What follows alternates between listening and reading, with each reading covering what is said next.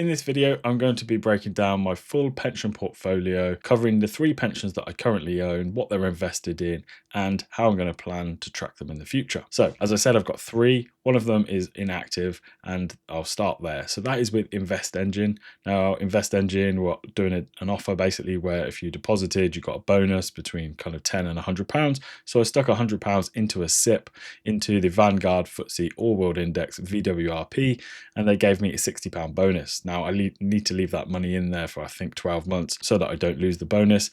But as it stands, it's currently sat at £172.72. And like I said, that is the smallest one that I have. Now on to my second pension, that is with Pension Bee, which is a fantastic service. The fees are a little bit higher than a lot of pension providers, but I just like how easy it is to basically pull different pensions together. So each time I leave a role, and I went through a phase of leaving a role every kind of 12 to 18 months, each time I did that, I was getting it migrated into Pension Bee, and they just made that process super simple. As I said, there are cheaper providers out there, but I just like their ease of use in the app. They also allow you to make contributions via a limited company, and that is where I'm going to be adding my limited company profits into at some point this year. As it stands, I have £36,609.34 in there.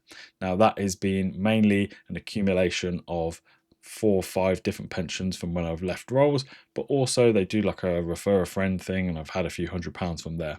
Now in the future, potentially starting this month in February, I'm going to be adding £1,000 per month into that from my limited company. If I have a better than expected year, then maybe that will grow to maybe £2,000 or £3,000 per year, but as it stands, I'm going to try as a baseline to add £1,000. And my reasoning for that, if you don't already know, is that in October last year I moved from 5 days a week to 4 days a week, and that meant a cut in my salary of £24,000.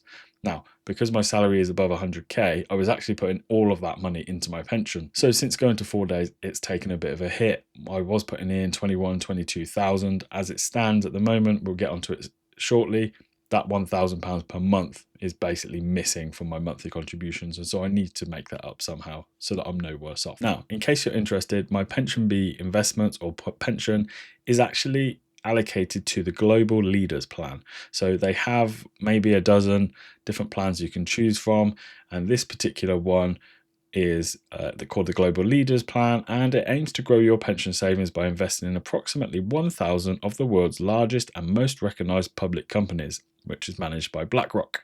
And you can see there it is 100% in stocks, no bonds, cash or other, and the investment location is split there. As you can see, it is a global fund but very heavily weighted towards North America, meaning it's probably heavily invested in the S&P 500 or the Nasdaq, or a combination of the two. And as I said, I am going to continue to invest into that starting this month. And finally, my active workplace pension is with Aegon.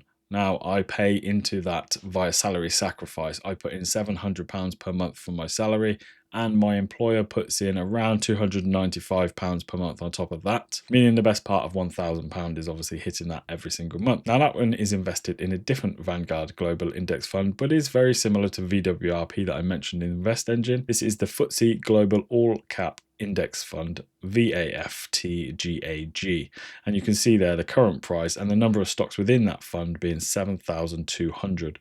Ongoing charge is pretty cheap at 0.23%, and then I'm sure there is a small platform fee from Aegon as well. Risk there is 5 out of 7, whereas the managed plan on Pension Bee was 6 out of 7, and VWRP is also classed as 6 out of 7. So inside the Aegon fund, inside of that Aegon pension, I currently have £58,371.70, and as I said, £1,000 per month is going into that pretty much from my employer. Any pay rises I get now would tip me further over the edge of my £100,000 salary, which is where a tax cliff basically exists. If you don't already know, if you earn between £100,000 and £125,000, you start to lose your personal allowance. So I avoid that for not having to pay that tax trap, but also because it allows me to stay qualified for free childcare hours and tax-free childcare, which we make use of for our 3-year-old who is currently in nursery. So if I were to get a 5% pay rise this year, that would take my salary up by approximately £5,000, and I would just divert all of that into my pension, meaning hopefully over time, if my salary continues to grow and I get an annual increase, which I didn't last year, then that can grow to a reasonable sum. So How much have we got in total? The total is £95,153.76. I would like a pension pot of around about £1 million in 16 years' time, when I plan to try and retire around 57, or that's currently when I can access it. My plan then is to take the tax-free lump sum. I'm hoping to be around £250,000 at the time. That, plus my stocks and shares ISA, which I've covered in another video, would then clear my mortgage and give us a nice little nest egg to settle down into retirement. Hope you enjoyed this video. If you did, don't forget to like and subscribe for more content. I do both long form and YouTube short, so if you haven't already, head over to that feed if you want to see more.